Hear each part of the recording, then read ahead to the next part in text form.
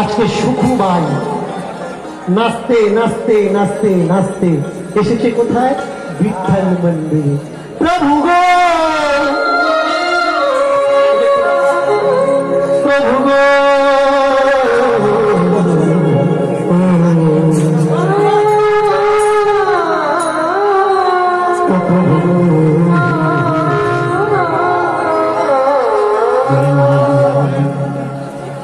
তোমার আরতি দেখে আমার জড়ি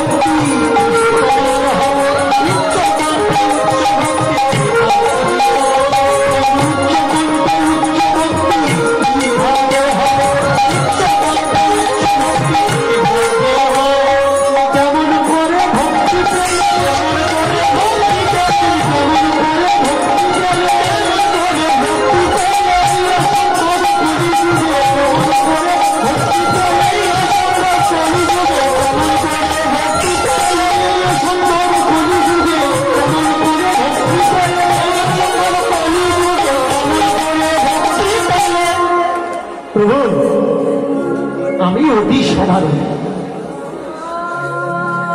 আমি অতি সাধারণ, আমার কোনো ভক্তি নেই, শুদ্ধাচার। আপনি দয়া করে বলবেন, বলো মা। আচ্ছা, এই প্রভু আমি দর্শন করতে এসেছি, আমি আমি এমনিতে এই পাশে থাকি, এই পাশের গ্রামেই একবেলা এই জীবনে আমি বিঠল দর্শন করবো কখনো ভাবি। আপনি বিঠলকে পূজা করছেন, আপনার কাছে কয়েকটা প্রশ্ন করব, আপনি আমায় বলবেন, বলবো ভগবান ভগবান কি খান? পূজারী পণ্ডিত কি বলে উঠলেন, ভগবানকে যা দেবে সেটাই। বলে কিরকম? বললে ভক্ত ভক্তি করে তাকে দেখুন বিদুরের দিকে, বিদুরের বউ শ্বাসটা ফেলে দিয়ে ছোবলাটা দিয়েছে, একবার মানাও করেন যে শ্বাস নিচে পড়ে গেল, ছোবলাটা মুখে, তাই করেছে, যা খেতে দিয়ে। শোনো মা, ভগবানকে যে যা দেয় ভগবান তাই খায়। আচ্ছা বাবা, আমি শুনেছি ভগবান নাকি মাছ মাংস খায়। কে বলেছিল ভগবান মাছ মাংস খায়? জানিস, ভগবান যখন গোবর্ধন পূজা করে, সেই গোবর্ধন পূজাতে কি দিয়েছিল? মাছ মাংস নিবেদন করেছিল, নৈবেদ্য দিয়েছিল।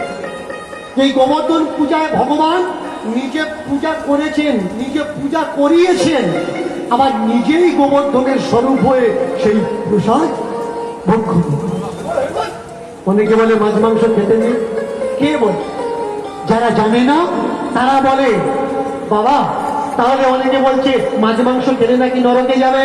বলে শোনো, খাবার নিয়মটা জানো কিরকম? মানুষ জন্ম থেকে মৃত্যু পর্যন্ত এই জীবনকে 4টে ধারায় ভাগ করা হয়।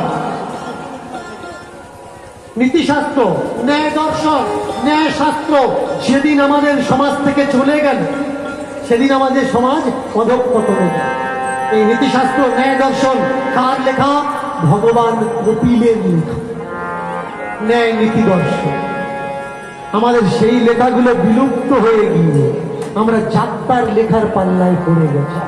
যাত্রার লেখা পড়তে পড়তে আমরা যাত্রা করা আরম্ভ করি।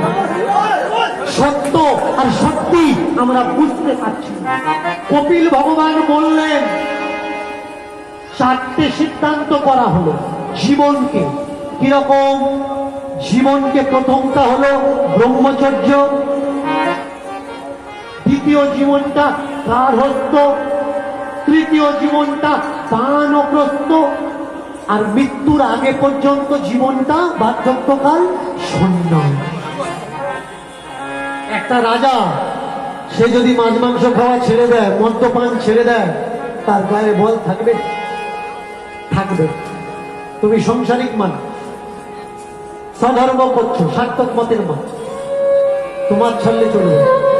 ছাড়বে কে? যে সন্ন্যাসের পর্যায়ে এসে পড়েছিল। এই বডি যখন আর খাদ্য খাবারকে অ্যাকসেপ্ট করবে না, তখন এবার তুমি করো মৃত্যুর সাধনা। প্রবাদ আছে, শাস্ত্রে লেখা আছে যে শেষ বয়সে সংসারে থাকলে হবে না, আশ্রমবাসী হওয়া লাগবে। যুদ্ধের পরে অন্ধ ধৃতরাষ্ট্র গান্ধারী আদি কুন্তিকে নিয়ে চলে গেছিলেন সঙ্গে।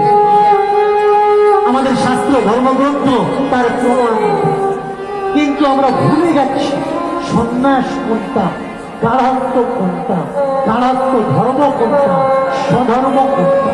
মাগো তুমি সংসারিক মানুষ, হ্যাঁ সংসারিক, যেটা ভালো লাগবে সেটা খাও, তবে ভগবানকে না দিয়ে যাবে। আমার যা জুটবে আমি ভগবানকে দিতে পারবো? কেন দিতে পারবে না? খাওয়ার আগে আগে তুলে কপালে তুলবে, তুলে বলবে ভগবান তুমি আমার কপালে যা জুটিয়েছ আমি সেটাই দিলাম। গার্হস্থ্য ধর্ম তার যা জুটবে সে কপালে ঠেকাবে, সন্ন্যাস ধর্ম তার যা জুটবে সে কপালে ঠেকাবে, ব্রহ্মচর্য ধর্ম তার কপালে যা জুটবে সেটাই ঠেকাবে। তাহলে ধর্ম পরিবর্তন করতে হবে। আচ্ছা বাবা, আমার মনে সাধ হয়েছে। কি সাধ? রাত্রেবেলা, আজকে রাত্রে যে সন্ধ্যা আরতি হবে, এই সন্ধ্যা আরতি সাজগোজ গুলো আমি করে দেব। ব্যস্ত তুমি করে দেবে? আচ্ছা মা, তুমি কি কি দিয়ে সাজাবে আপনি বলুন। আমি ভগবানকে মালা দিতে চাই। ভগবান কিসের মালা পরে? কেমন চমৎকার প্রশ্ন করব। আমরা প্রত্যেকটা মালা নিয়ে ঝগড়া করছি। ও বলছে এই মালা নাও, ও বলছে ওই মালা নাও, ও বলছে সেই মালা নাও। অনেকে বলে যে তুলসীর মালা না নিলে নাকি বৈষ্ণব হওয়া যায় না।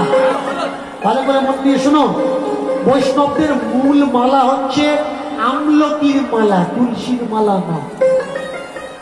প্রথম শ্লোকে আমলকির মালা, তাহলে আমলকি থেকে তুলসীতে আনলো কারা? আমি বলেছি 10 লক্ষ টাকা পুরস্কার দেবো যদি কেউ বলতে পেরেছ যে আমলকি থেকে তুলসীর মালা কেন আসলো। আর প্রথম 4.5 জন আমলকির মালা বাদ দিয়ে তুলসীর মালা পরিধান করেছিল, তাদের নাম কি আর কেন, কি কারণে তারা তুলসীর মালা পরিধান করেছিল? আমাকে বলবে। খালি হাতে না, কিছু না কিছু অবশ্যই, তবে তো বুঝবো। অনেকে বলে আপনি বলেন, যদি কেউ বলে দিয়ে টাকা পয়সা জিতে নেয়। আমি তাদের বলি আমি কিভাবে খুঁজে পেয়েছি ওটা আমি জানি। ওরা খুঁজে সেই কষ্ট করে যদি খোঁজে, ওদের টাকা দেবো অসুবিধে কি? কোনো অসুবিধা নেই, খুঁজে দেখুক, টাকা নিয়ে নিক, অন্তত টাকার জন্য তো খোঁজা আরম্ভ করবে। আর খুঁজতে গেলে হিন্দু ধর্মের বইগুলো তো দেখবে, আর হিন্দু ধর্মের বই দেখতে দেখতে দেখতে দেখতে পড়তে পড়তে কোনটা আসল আর নকল ওর জ্ঞান হয়ে যাবে, ওর আর বলা লাগবে না।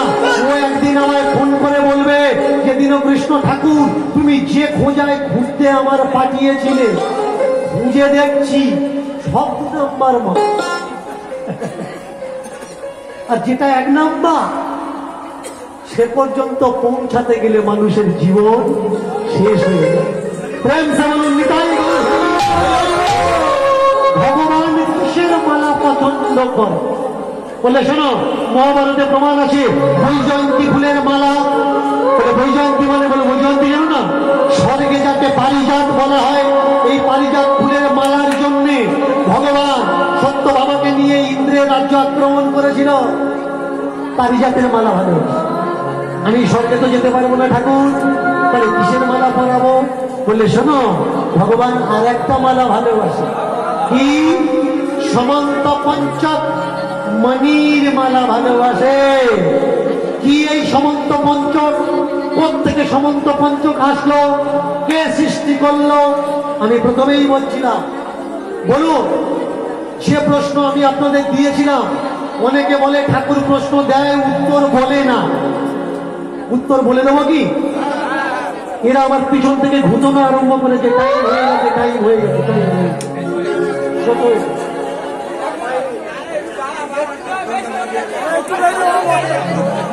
আচ্ছা ঠিক আছে, আচ্ছা আচ্ছা ঠিক আছে, ঠিক আছে, ঠিক আছে। তাহলে প্রেম সে শুনো, একটু জলদি জলদি তাড়াতাড়ি বলবো, কেমন? যে সমন্ত পঞ্চক মণি এলো কোথা থেকে, কিন্তু প্রশ্নের উত্তর আপনারা বলবেন। সূর্যের সাধনা করে সত্রাজিৎ এই মণি পেয়েছিল। সত্রাজিতের থেকে সত্রাজিৎ যখন সন্দেহ করলো যে এই মণি ভগবান শ্রীকৃষ্ণ আমার থেকে কেড়ে নেবেন, তিনি তার ভাইকে মানে প্রসেনজিৎকে দিয়ে দিলেন, প্রসেনকে দিয়ে দিলেন। প্রসেন এই মালা গলায় পরে, সমন্ত পঞ্চক মণির মালা গলায় পরে মৃগয়া গেল জঙ্গলে। এই মণির খাসিয়াত কি? প্রত্যেক দিন ধর্মগ্রন্থের মতবিরোধ আছে। কেউ বলে 40 মণ, কেউ বলে 8 মণ, কেউ বলে 1 মণ, কেউ বলে দিনে 8 বার সোনা জন্মদিত এই মণি। তাই ভগবান যদি কেড়ে নেন, সত্রাজিৎকে দিয়েছে, সত্রাজিৎ তার ভাই ছোট ভাই প্রসেনকে দিয়েছে, প্রসেন নিয়ে গলায় পরে শিকার করতে গেছে। শিকার করতে গেলে সেখানে মলয় সিংহরা তাকে মেরে এই মণি নিয়ে নেয়। নিয়ে নেওয়ার পরে মলয় সিংহরাজের দেখে জাম্ববান তাকে বধ করে মণি নিজের গলায় পড়েছে, পরে তার গুফায় চলে গেছে। ছিল কোথায়? পাতাল লোকে। এবার হলো কি? দোষ এসে কার ঘাড়ে পড়লো? সত্রাজিৎ বলে উঠলো ভগবান নিয়ে। ভগবান বললো যে মণি আমি নিইনি। মণি নেওয়ার প্রয়োজন কি? মণি নেওয়ার কোনো প্রয়োজনই নেই, কোনো দরকার নেই। আমার মণি কি হবে? আমি নিজেই একজন মণি। বলে তাহলে তুমি প্রমাণ করো। ভগবান প্রমাণ করার জন্যে সসৈন্যে এসেছে। যেখানে প্রসেন এসছিল মৃগয়া করতে, সেখানে এসে দেখলো মলয় সিংহরাজের দেহ পড়ে আছে, প্রসেনের দেহ পড়ে, আর একটা পায়ের চিহ্ন। হাঁটতে হাঁটতে গুফার ভিতরে চলে গেছে। গুফার কাছে এসে সেনাদের সৈন্যদের বলল, তোমরা এখানে দাঁড়া, আমি ভিতরে গিয়ে সেই নিয়ে গেছে তাকে হত্যা করে মণি ফিরিয়ে নিয়ে আসবো। তবে আমি যদি ফিরে না আসি 10 দিন টাইম দিলাম। যদি ফিরে না আসি তোমরা বাড়িতে যাবে, গিয়ে আমার সাধ্য কাজ করে দিই। ব্যাস, জাম্ববানের সঙ্গে যুদ্ধ করছে। 1 দিন 2 দিন 3 দিন করতে করতে যখন 9 দিন হয়ে গেছে, এরা বললো ভগবান বোধহয় আর নেই, ফিরে চলো। বাড়িতে এসে 10 দিনের দিন সাধ্য করে দিয়েছে।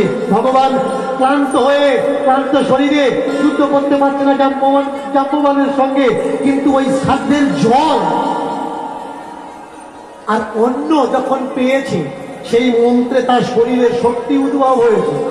জাম্ববানকে পরাস্ত করলো। জাম্ববান বলে উঠল, তুমি আমাকে প্রাণে মেরো না, তোমার দিব্য জ্যোতি, দিব্য শক্তি, আমি আনন্দ পেয়েছি তোমার সঙ্গে যুদ্ধ করে। এই মণি আমি তোমায় দিয়ে দিলাম, আর সঙ্গে আমার বড় মেয়ে তোমার আমি বিয়ে দেব, তোমার হাতে দিলাম। এই জাম্ববানের বড় মেয়ের নাম কি? জাম্ববতী। ভগবান এই জাম্ববতীকে পেয়েছিলেন। এইবার আসুন মূল জায়গা, যদুবংশ ধ্বংস কেন যদুবংশ ধ্বংস হলো? জাম্ববানের মনের আক্ষেপ, হে কৃষ্ণ মণি তুমি আমার দিলে না, আমি তো তোমার শ্বশুর হলাম, মণি তোমার এত লোভ, এই মণির কারণে আমার মেয়ের গর্ভে এক মণি উৎপন্ন হবে। এই জাম্ববতীর ছেলের নাম কি? শাম্ব। এত ছেলে থাকতে শাম্ব কেন পেটের ভিতরে? জাম্ববানের আক্ষেপ, মানুষের অভিশাপ লাগুক বা না লাগুক, হায় কিন্তু হায় লেগে গেল ভগবান শ্রীকৃষ্ণ। এই মণি নিয়ে আবার কারা কারা মারপিট করেছেন জানেন? যাকে আপনারা বলছেন অক্রূর, ভগবান শ্রীকৃষ্ণের কাকা। এই ভগবান শ্রীকৃষ্ণের কাকা এই সমন্ত পঞ্চক মণি কিন্তু চুরি করে নিয়ে চলে গেছে, দেখেছেন? ভগবানের ঘরে সেটাও চুরি। তাহলে আগে বোঝা লাগে। অনেকে মদ খদ্দের গালাগালি করে, তাই মদ খা, চুল্লু খা। আমি বলি কেন গালাগালি? ওর ভগবান খায়, ভগবানের ফ্যামিলি খায়, তাই ও খাচ্ছে, অসুবিধে। আপনি বলবেন ভগবানের ফ্যামিলি মদ খায়, হ্যাঁ দাদা বললাম জন্মের মদ খাওয়া খেত, মদ খেয়ে এমন পাগল হয়ে গেছিল দাদা বললাম, সুত ঋষিকে মদ খেয়েই তো হত্যা করেছে। বলো না, জানা লাগে তাদের হিস্ট্রিগুলো। এর জন্য শিক্ষার দরকার, এর জন্য পড়া দরকার। যদুবংশ ধ্বংস কি কারণে হলো? সেদিন নদীর তীরে এই যে ঘুরতে ঘুরতে ফেনা হয়েছে, ফেনা থেকে বন খাগড়া হয়েছে, আর ওইখানে গিয়ে ওরা মদ খেতে খেতে মাতাল হয়ে গিয়ে বললো আমরা যুদ্ধ খেলা করব। যে জাত তুলে মেরেছে সে সেই জায়গায় কাজ হয়ে।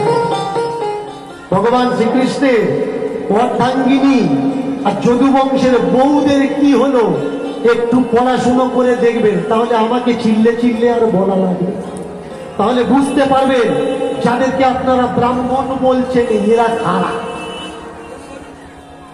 পড়বেন, এটা পড়বেন।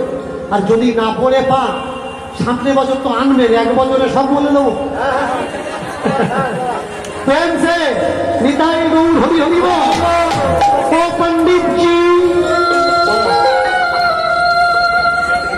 ওই সমস্ত পঞ্চককে নিয়মিত পাবো না, তাহলে কি দিয়ে ভগবানের গলায় আমি দেব বলো? আমি দেবো কি নিয়ে ভাবিনি কারণে সুখবাই বললে শোনো, ভগবান আর একটা জিনিস ভালোবাসে, সেটা কি?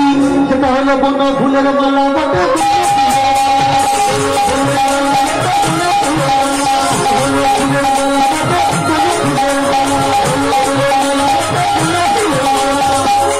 এত জিনিস থাকতে, সোনা দানা থাকতে তিনি বনফুল ভালোবাসবেন কেন? কারণ নাম তার বনমালী।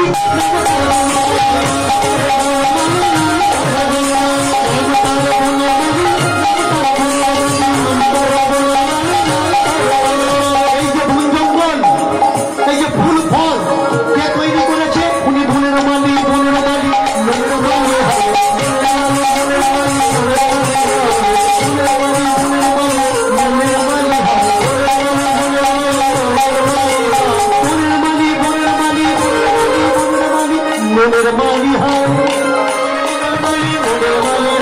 উনি বনফুল ভালোবাসে, বনফুল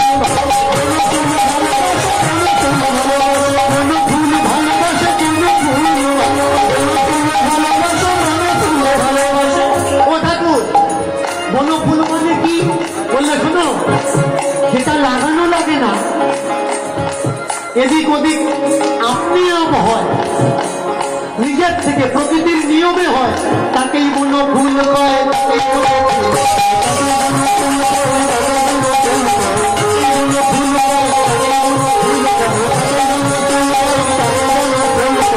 কোথায় পাবো এমন ফুল? বলবো? হ্যাঁ বলুন।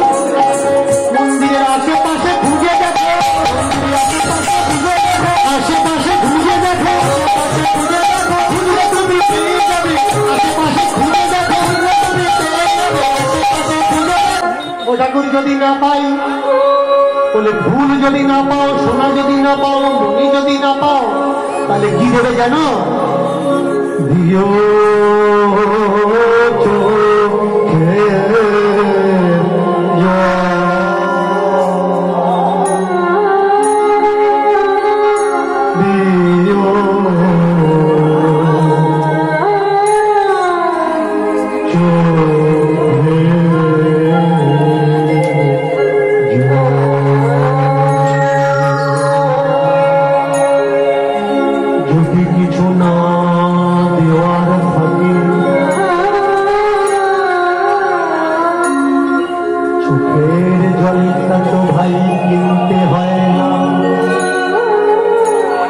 কারোর দরজায় গিয়ে চাইতে হয়।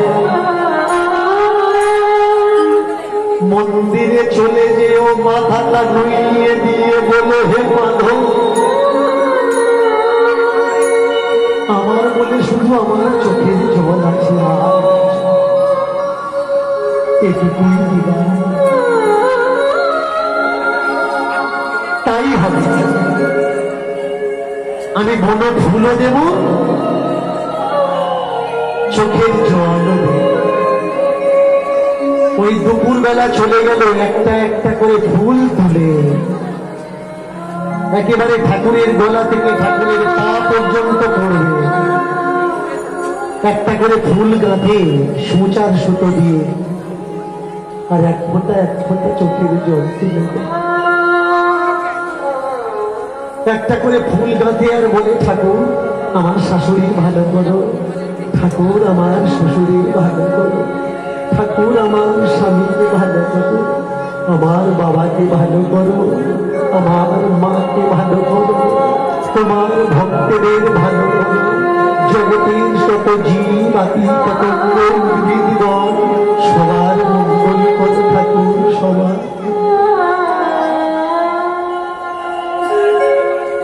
কেউ চায় না অথচ পেয়ে যায়, আর কোন কোন ভক্ত সারা জীবন চাচ্ছে পাচ্ছে। কেন? চাওয়াতে দোষ আছে গো, চাওয়াতে দোষ আছে। আমার ছেলের জ্বর হয়েছে, আমি ঠাকুর ঘরে গিয়ে বলছি ঠাকুর আমার ছেলের জ্বর ভালো করে। কিন্তু আমি যদি বলি ঠাকুর পৃথিবীতে যত বাচ্চার জ্বর হয়েছে সকলার জ্বর ভালো করে, সকলের জন্য চাওয়াও হবে, আর আমার ছেলে সেই সঙ্গে ভালো হয়ে যায়। আমরা পাই না কেন? আমরা শুধু আমাদের জন্য চাই, অন্যের কথা কিন্তু আমরা ভাবি, তাই তো আমরা পাই। আজকে যখন দাঁড়িয়েছে সুখু ভাই, একটা একটা করে ফুল দিয়ে মালা গাচ্ছে আর বলছে ঠাকুর গো সারা জগতের মঙ্গল করো, বিশ্বের মঙ্গল করো, তোমার কাছে আর কিছু চাই। দুপুর হয়ে গেল, দুপুর থেকে বিকাল, বিকাল থেকে সন্ধ্যা, মালা নিয়ে দাঁড়িয়ে আছে। পূজারী বলে উঠলেন শোনো সুখু, আজকের ভগবানকে সিঙ্গার তুমি করবে, সাজাবেও তুমি, মালাও পরাবে তুমি, আরতি করবেও তুমি।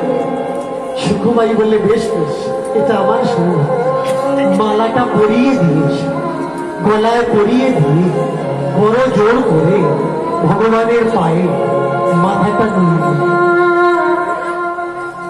জমনি মাথাটা নুয়েছে।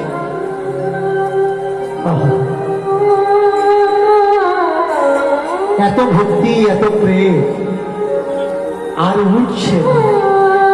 কেউ কেউ বললে সুখু তোমার জন্য অনেক দেরি হয়ে যাবে, এসব উঠে এসো। যে গুরুজির সঙ্গে, যে পূজারী, যে গোসাইয়ের সঙ্গে এসেছিলেন, কাছে গিয়ে বললে শুধু এতক্ষণ ডাকলে হবে, এতক্ষণ বিনম্র শুদ্ধ ভক্তি দিয়ে ভগবানের চরণে পড়ে থাকলে হবে। কেউ অনেক ভক্ত এসছে, তারা তাদের মনের বাসনা তারাও তো জানাবে। উঠে এসো মা।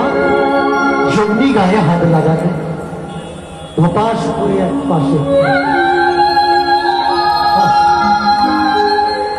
সুখুয়ার সুখুর প্রাণ পাখিটা বেরিয়ে চলে গেছে। হায় হায় হায়, এখন আমি বাড়িতে গিয়ে মুখ দেখাবো কি করে গো, কি করে মুখ দেখাবো। একটা জল জীবন্ত মানুষ আমার সঙ্গে হেঁটে এলো, নাচতে নাচতে এলো, গান করতে করতে এলো, আর কি করে গিয়ে বলবো যে তোমাদের বাড়ির বউ আর বেঁচে নেই? তোরা কে আছিস? আস্তে আস্তে রাত অনেক হল। অনেকে বলছে সন্দেহ বেশিক্ষণ রাখতে নেই, মরা নাকি রেখে দিলে বাসি হয়ে যায়। গুরুজি সপ্তাহ করে দিন শ্মশানে।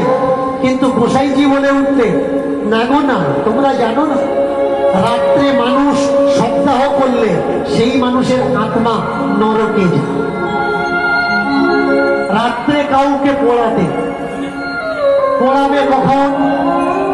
সূর্যোদয় থেকে সূর্য অস্তের আগে পর্যন্ত। যদি অন্ধকারে মারা যায় অপেক্ষা করে। আপনি বলবেন মরা নাকি বাড়িতে রাখতে নেই? কেন ভাই? এই বাড়ির জন্য সে এত কিছু করেছে, আজকে দম নেই বলে সে খারাপ হয়ে গেল। একটা রাত তাকে রাখা যাবে না। অনেকে বলে ঘর থেকে বাইরে বের করে দাও, তা না হলে ঘরের অমঙ্গল হবে। আমি দেখেছি অনেক মেয়েরা, অনেক মায়েরা কাঁদে, ওগো তুমি কোথায় গেলে গো আমার ছেড়ে, আমাকে নিয়ে যাও। অনেক মেয়েরা কাঁদে, বাবা তুমি আমার নিয়ে যাও, আমার কেন মরণ হলো না, জব তোমাকে কেন নিয়ে গেল? এইরকম করে ছেলে মেয়েরা সব কাঁদে। কিন্তু বাবা যখন কারোর ঘাড়ে চাপে, যে বেশি কাঁদছিল সে বলে, জানিস দিদি, বাবা মনে হচ্ছে দোষ পেয়েছে, কারোর তার বড্ড উপদ্রব করছে। তুমি বাবা বাবা করছিলে, বাবা তোমার দেখা দিচ্ছে, তুমি বললে বাবা উপদ্রব করছে। রাত্রে ঘুম থেকে উঠে দেখছো বাবা বারান্দায় দাঁড়িয়ে আছে, 5 জনের কাছে গল্প করলে, তুমি বললে শান্তি সস্তয়ন কর, না হলে ফ্যামিলিতে বিপদ হতে পারে। এই ভালোবাসা ভাই? মরার পরে তোমার বাড়িতে ঢুকছে বলে শান্তি সস্তয়ন কর, তাকে দাঁড়িয়ে দে। এর নামে প্রেম। পূজারী গোসাই বলে উঠলেন, দিনের বেলা যা হবে দিনের বেলা। সারা রাত অপেক্ষা করা হলো, তারপরে সীতা সাজিয়ে দেওয়া হলো সকালবেলা। কি করে সাজালো ভালো করে শুনে নিন, যারা শ্মশানে যান আর যারা সপ্তাহ করে। হরিশ্চন্দ্র উপনিষদ পড়বে। অনেকে বলে 108টা উপনিষদ, কিন্তু উপনিষদ 108টা না, 258খানা উপনিষদ আমার কাছে রাখা। মোট উপনিষদ কত? 258খানা উপনিষদ। হরিশ্চন্দ্র উপনিষদ পড়ে লিখবেন। সপ্তাহ করে দিল শুক্রবারের। সপ্তাহ করার পর বাবাজি গোসাই অস্থি নিলেন, ভাঁড়ে করে নিলেন চিতাভস্য আর কিছু হাড়ের টুকরো হাঁড়ির ভেতরে করে নিয়ে বেঁধে দিয়ে চলেছে সুকুবাইয়ের বাড়িতে। এসে দেখে সুকুবাইয়ের শাশুড়ি, শ্বশুর আর স্বামী বড় আনন্দেতে আছে। গুরুদেব বলছে, এবারে এত সুখের সংসার, দুঃখের কথা বলবো কি করে? আমি দুঃখের কথা বলবো কি করে? আমি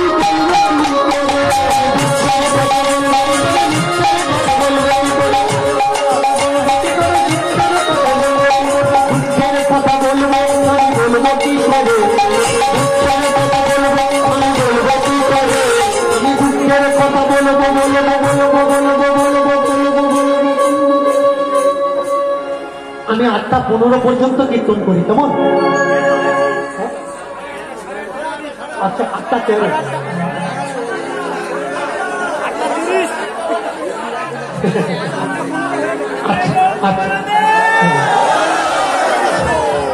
আমি দুঃখের কথা বলবো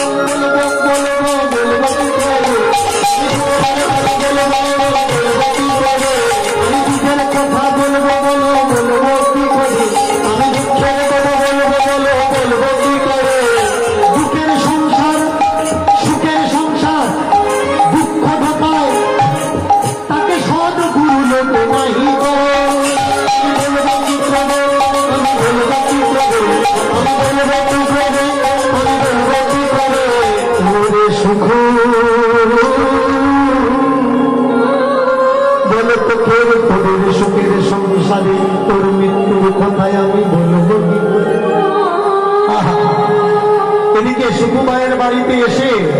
শ্বশুর বাড়িতে এসে হাঁড়িটা নিয়ে দাঁড়িয়েছে, অস্থির হাঁড়িটা। ওমা, কে কে কে? ও গোসাইজি, আপনি ভালো আছেন তো? সুকুবাইয়ের শাশুড়ি মিষ্টি আলাপ দিচ্ছে, দেখে তো গোসাই অবাক হয়ে গেল যে গুরু গোসাই গোবিন্দ দেখে তো এ সহ্য করতে পারত না। তাহলে এখন গোসাই গোবিন্দকে ভালোবাসা আরম্ভ করেছে, নিশ্চয়ই ভগবানের কৃপা হয়েছে। মাগো, তোমার কাছে একটা কথা বলি। এই কথা, তোমার বৌমা আমার সঙ্গে বিঠ্ঠলদেব দর্শন করতে গেছে। সেই বিঠ্ঠলদেব দর্শন করতে গিয়ে গতকাল রাত্রে মারা যায়। আমি নিজে হাতে তার সপ্তাহ করেছি, আমার শিষ্যরাও ছিল, তাই তার অস্থি তোমাদের দিতে এসেছি। তোমরা গঙ্গায় বিসর্জন করো, তার শ্রাদ্ধ আদি করো। শাশুড়ি বলে বললে, গুরুদেব আপনি মজাক করছেন। কেন বাবা মজাক করবো? বৌমা এসো তো, দেখো গুরুদেব কি বলছে, গোসাইজি কি বলছেন। যেই বলেছে ঘরের ভিতর থেকে ঘোমটা দিয়ে এবারে ঠমক ঠমক হেসে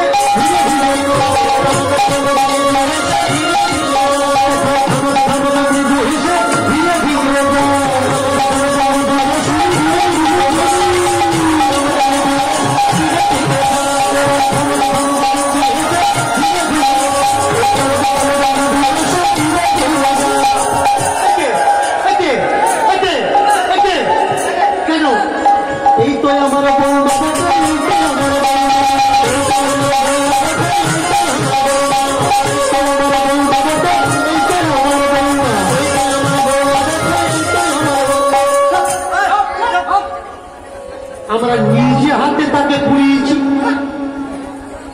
নিজে হাতে তাকে দেখেছিস তো, জিনিস তো। তোমার বউ হবে, হাঁড়িতে কি আছে? তার অস্থি আছে। তাহলে এটা কে?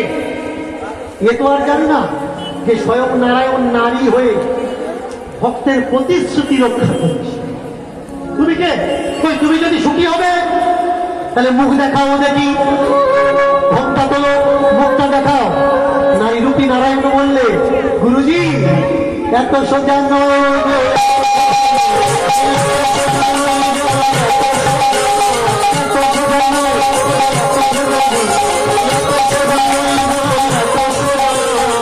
নারায়ণ দর্শন করায়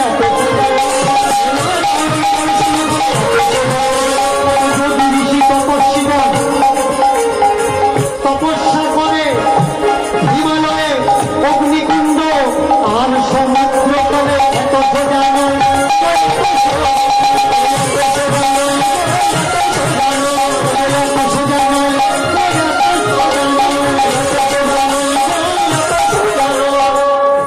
এত সহজে তুমি মুখ দেখবে?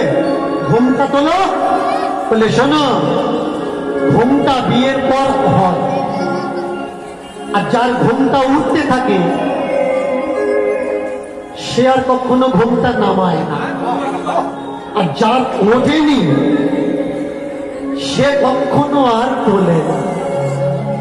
ঘোমটা, ঘোমটা, ঘুমটা। এটা নিদ্রা, এটা মা, এটা যোগ, এটা সাধনা। তুমি কে? আমি সুখু ভাই। আবার বলো, শুনতে পাইনি, জোরে বলো। তুমি কে? আমি সুখু ভাই। তুমি কে? আমি সুখু ভাই। তত্ত্বদর্শী পদকর্তারা বললে, ভগবান তুমি জলজ্যান্ত কাঁচা মিথ্যে কথা বললে। তুমি বলো মিথ্যে বললে অপরাধ, আর তুমি নিজে মিথ্যে কথা বলছো, নারী সেজে আছো আর বলছো আমি সুখু ভাই। ভগবান বললে, আমি মিথ্যে বলিনি যে, তোরা শুনতে ভুল করেছ। তুমি তো বললে তুমি সুখু ভাই। বলে, হ্যাঁ আমি বলেছি আমি সুখ বাই, আমি নয় সুখ পাই, আমি সুখ বাই। যে ভক্ত আমার দুঃখে থাকে সেই সুখ বিয়ে বিয়ে তার বাড়িতে আমি পৌঁছি। জয়দেবের প্রমাণ, তার বাড়িতে সুখ পৌঁছে। এমন অগণিত ভক্ত আছে। জগন্নাথ মিশ্র দেখো, ভাগবতের লেখা কেটে দিয়েছে, ভগবান খাবার বয়ে বাড়ি পৌঁছে দেয়। কৃষ্ণ বলরাম দুভাই বাচ্চা ছেলে হয়ে কাঁধে করে খাবার বয়ে নিয়ে পৌঁছে দিয়েছে। তার মানে আমি সুখ। তাহলে তুমি বললে যে নারী, তুমি বেটা ছেলে না মেয়ে ছেলে? তুমি বেটা ছেলে না মেয়ে ছেলে? বললে আমি বেটা ছেলে না, আমি মেয়ে ছেলে। রাধারানী বললে সভ্য না। এই তুমি বললে তুমি পুরুষ শ্রেষ্ঠ, পুরুষ রতন, পুরুষ পরম ধন, তুমি একাই পুরুষ, আর কেউ নেই। আর তুমি নিজে মুখে বলছো তুমি নারী, তুমি মেয়ে। বলে শোনো, আমি বলেছি ঠিক, তোমরা শুনতে ভুল করো। আমি না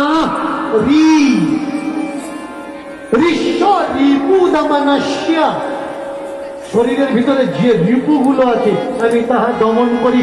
নারী, নারী শব্দের কথার অর্থ হচ্ছে নারী, আরি, অস্ত্র।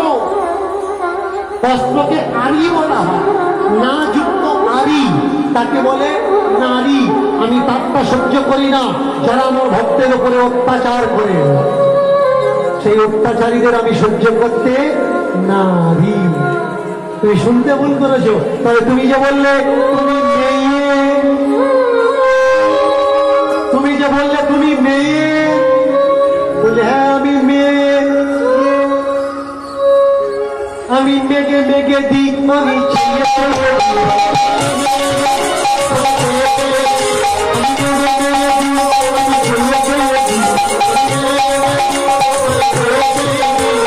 ভক্ত যদি না খায় তাই ছেলে ছেলে, ভক্ত যদি না খায় তাই ছেলে ছেলে, মেয়ে বটে, মেয়ে বটে, মেয়ে বটে, মেয়ে বটে, আমি পুরুষ, আমি নারী, মেয়ে বটে, মেয়ে বটে, আমি পুরুষ, আমি নারী, মেয়ে বটে। আচ্ছা, তাহলে তুমি পুরুষও নও নারীও নও, কেমন চতুরের শিরোমণি তুমি বলছো, অথচ বলছো আমরা বুঝতে পারছি না। তা তেমন কথা কেন বলবে যে কথাটা আমরা বুঝতে পারবো না? বললে শোনো, সহজ সরল করে যদি বলি তাহলে সরলে সরল হয় না, সরলে শক্ত হয়, শক্তেতে শক্ত হয় না, শক্তেতে তরল হয়। কি বলছো সরলে সরল হয় না, তরলে তরল হয়? বলে শোনো, যাকে মনে করছো তরল সে আসলে তরল না, আর যাকে মনে করছো শক্ত সে আসলে শক্ত না। বলে জল, জল তো তরল, তাহলে জল তরল না? বলে হ্যাঁ জল তরল নরম, কিন্তু জলে লাফিয়ে পড়ো বুঝতে পারবে জল তরল, আর উপর থেকে বুক ভাই পড়ো তাহলে বুঝতে পারবে জল কত শক্ত। বলে শোনো, এই মাটি পাথর এটা শক্ত? বলে হ্যাঁ প্রথমটা শক্ত, গাড্ডা খুঁজে নিচে যাও, যত নিচে যাবে অত নরম। তাই যারা প্রকৃত কৃষ্ণ ভক্ত হয় তাদের উপরটা শক্ত, সে কাউকে জানতে দেয় না যে আমি ভক্ত। কেন জানতে দেয় না? সে জানে যদি কেউ জেনে যায় আমার সাধন ভজনের সম্পদ, তাহলে আর থাকবে না, লুট হয়ে যাবে। তাই পরম কৃষ্ণ ভক্ত যারা, পরম কৃষ্ণ ভক্ত যারা, তারা তাদের সাধনার বল কাউকে লোক দেখাবে। আমি না। বেশ, তুমি যদি নারী, তুমি সুকুমাই, তাহলে এটা কি? গুরুদেব হাঁড়িটা খুলুন তো, এটা কি?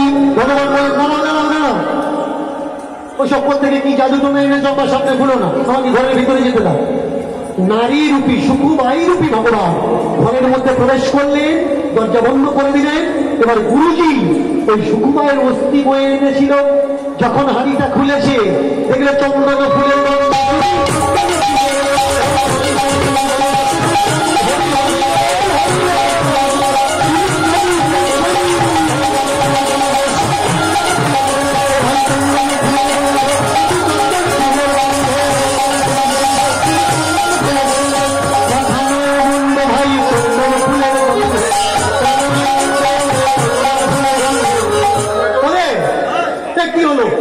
শ্মশানের ছাই ছিল।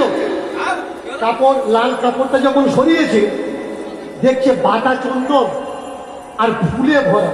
বললে হ্যাঁ রে, চন্দন আর ফুল কোত্থেকে এলো? শিষ্যরা বলছে গুরুদেব, তাহলে ছাইটা যদি চন্দন আর ফুল হয়, অস্থি তো থাকবে।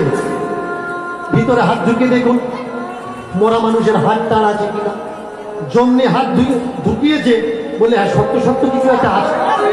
বললে বের করো, সেই টেনে বের করেছে, তাকে বিঠলেরই মুক্তি।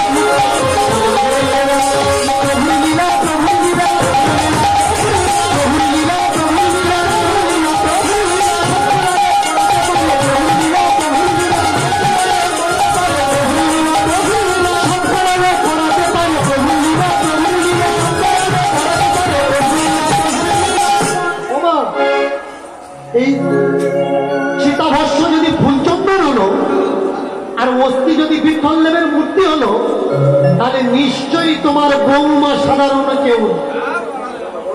দরজা খোলো, আমরা ওকে ধরবো, দেখবো ওকে। যতক্ষণ ওর মুখ না দেখবো, ওর মুখে না শুনবো, আমরা শুনবো না। জেদ করছে সাধু বাবাজি, গোসাইজি, আর ওদিকে যখন দরজা বন্ধ করে দিয়েছে, বৈকুণ্ঠেশ্বরী এসে দাঁড়িয়েছে। হ্যাঁ গো, এসব কি নাটক আরম্ভ করে? হ্যাঁ, কদিন থাকবো তোমার ছেলে? দেখুন মেয়ে ছেলেরা কেমন, দেখুন মেয়ে ছেলেরা সব ছেড়ে থাকতে পারবে, কিন্তু স্বামী ছেড়ে থাকতে পারবে। আমরা কত উল্টো সিধে মিথ্যে কথা প্রমাণ বাক্য হিসাবে মেনে নিই। একটা প্রমাণ বাক্য আছে, স্বামীর সুখে নাকি বউরা সুখী হয়। বলুন তোমার এই কথাটা সত্যি কথা? স্বামীর সুখে বউমা সুখী তো, বউরা সুখী তো?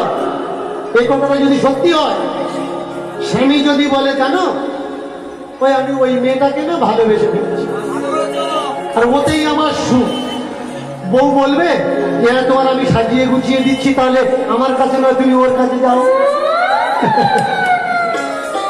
না না গো হবিনি, স্বামীর সুখে সুখ এই জায়গায়।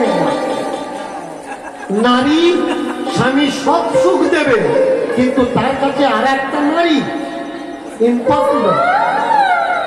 বৈকুণ্ঠেশ্বরী নিয়ে এসে বলছে হ্যাঁ আর 5 দিন। আর ওমা তুমি মেয়ে ছেলে সেজে কি করছো? হ্যাঁ, এখানে কি ঘটনা আরম্ভ করেছো? বৈকুণ্ঠেশ্বর তিনি বললেন, বলে উঠলেন ওগো প্রেয়সী, একটা বিপদে পড়ে। বিপদটা কি? সুকুবাইকে বিঠলের মন্দিরে পাঠাতে গিয়ে আমি তাকে কথা দিয়েছিলাম সে যতদিন না আসবে আমি যাব না। এখন শুনলাম গত রাত্রে সে নাকি মারা গেছে। আমি তোমার কাছে আর যেতে পারবো? আমার এখানে সুকুবাইয়ের পাঠটা করা যায়, যতদিনই এরা না মরে যাচ্ছে। বলে বেশ বেশ, তোমার ব্যবস্থা আমি করছি। বৈকুণ্ঠেশ্বরিণী বললেন কি তার শক্তি বলে সুকুকে আবার পুনঃ জীবিত আর বললেন যা তুমি তোমার বাড়িতে যাও, তুমি তোমার বাড়িতে ফিরে গেলে তবে আমার বাড়িতে আমার বাড়িতে যাবে, না হলে আটকে আছে। গিয়ে দাঁড়িয়েছে ঘরে। গুরুদেব বললে তুই কে? বললে আমি সুখ। বললে ঘরের ভিতরে? শাশুড়ি বললে ওটাও সুখ। বললে দেখো আমার আজকে কত আনন্দ, আর ঘরে সুখ বাইরে সুখ।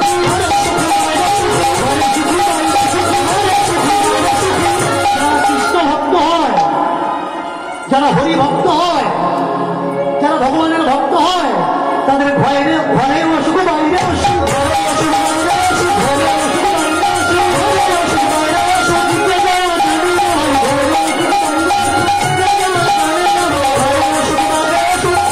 যদি কেউ প্রেম ভক্ত হয়, শুদ্ধাচারী ভক্ত হয়, তার ঘরেও সুখ থাকে, বাইরে অসুখ থাকে। এইবার পূজারী বলে উঠলেন, গোসাইজি বলে উঠলেন, তাহলে ইয়ে যদি শুক্র হবে। ঘরে যেটা ঢুকেছে এবার তো বিশ্বাস হচ্ছে যে ও ডুপ্লিকেট, দুটোর ভিতরে কেউ তো একজন ডুপ্লিকেট। তাহলে ঘর খোলো, এর ঘোমটা নেই, ওর ঘোমটা আছে, দেখা যাক ওটাকে। জমনি ঘরের দরজা খোলা, ভগবান অন্তর্ধান হয়েছে। আর যাতে আমরা হোকলের মাদুর বলি, সেই হোকলের মাদুরের উপরে দুটো পায়ের চিহ্ন রেখে ভগবান চলে গেলেন। দৈববাণী হল শুধু ভক্তের জন্যে কখনো কখনো ভগবানকে প্রমাণ দেওয়া লাগে যে আমি আছি, তাই আমি তোকে দিয়ে প্রমাণ দিয়ে গেলাম। আর আমি ভবিষ্যবাণী করলাম, যদি কোনো বৈষ্ণব একাদশীর ব্রত করে বিঠ্ঠল দর্শন করে তার সংসারে কখনো অভাব থাকবে। তাকিয়ে দেখুন মারওয়াড়িরা, গুজরাটিরা, এরা হবে না কেন? এরা বিঠ্ঠল দেবকে উপাস করে। তাই যতদিন আমি আছি, যতদিন এই সৃষ্টি রচনা আছে, বিঠ্ঠল কথা বলতে গেলে তোমার কথা, পুণ্ডরিকের কথা উঠে আসবে। আর যদি কোনো ভক্ত একনিষ্ঠ মনে এই বিঠ্ঠল কীর্তন শ্রবণ করে, তার সংসারের দুঃখ জ্বালা অভাব থাকবে না। ধন্য তুমি, ধন্য তোমার নারী জন্ম, ধন্য তোমার দিয়ে আমি আমার নাম এই জগতে প্রচার। তাড়াতাড়ি করে শাশুড়ি মা ছুটে গিয়ে করজোড় করে সেই পদচিহ্নে প্রণাম করছে, গোসাই জিও প্রণাম করছে আর বলছে, ধন্য শুকুরে, ধন্য শুকুর, তুই গুরু মেলে লাখে লাখে, শিষ্য মেলে। গুরু হওয়া সহজ কথা, কিন্তু শিষ্য হওয়া সহজ কথা। গুরু গুরুর প্রচার করতে পারে না, কিন্তু প্রকৃত শিষ্য গুরুর প্রচার করে দেয়। নরেন যদি না থাকত, রামকৃষ্ণকে কেউ কি চিনত? যোগ্য গুরু, যোগ্য শিষ্য, তেমনি যোগ্য শিষ্য আমাদের হওয়ার দরকার। গুরু তো যেখানে খুঁজে সেখানে পাবে, কিন্তু গুরু ভগবানকে সেবা করার জন্য, গুরু রূপী নারায়ণকে অর্চনা করার জন্য যোগ্য শিষ্য হওয়া লাগে। না হলে এ পথ অন্ধকার আর গোটা। শাশুড়ি ছুটে এসে বললে, সুখু আজ থেকে তুই কেন, তুই আর আমি দুজনে মিলে ঠাকুর ঘর তৈরি করে বিঠ্ঠলের পূজা করি। বৌমা বলে উঠলে, ধন্য ধন্য আমি। পাশের ঘর ফুলসজ্জার রাত্রে প্রতিজ্ঞা করেছিলাম, ভগবান আমি আমার শাশুড়িকে দিয়ে, আমি আর আমার শাশুড়ি দুজনে তোমার পূজা করব, এই বাড়িতে ঠাকুর ঘর তৈরি করে।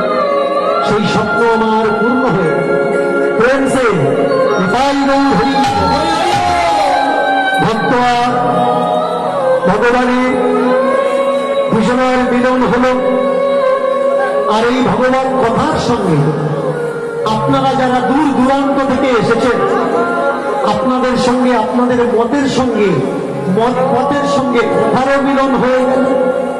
বললেন পদে এবার ভক্ত ভগবান